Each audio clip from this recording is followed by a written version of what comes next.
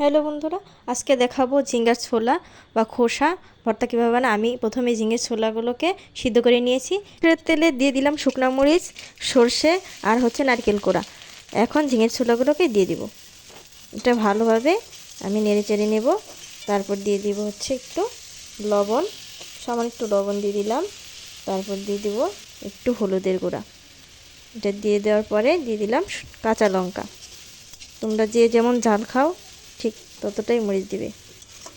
আমি এটাকে ভালোভাবে ভেজে নেব। হাফ ভাজা হয়েছে, আর একটু বেশি করে ভেজে নিয়েছি। এই দেখো লাল লাল হয়ে গেছে, একটু পরেই নামিয়ে নেব।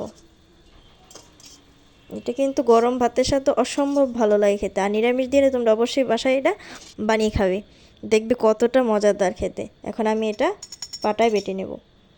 তোমরা মিক্সিতেও করতে পারো, কিন্তু পাটাতে খুব ভালো হয়। দেখো এটাকে বেটে নিচ্ছি, আর এটাকে আমি দুই বাটা এভাবে আরেকটা বাটা দিয়ে নেব। আরেকটা বাটা দেওয়ার পরে কতটা সুন্দর হয়েছে দেখো। সবাই পাশে থাকবে, লাইক করবে, কমেন্ট করবে। ধন্যবাদ বন্ধুরা।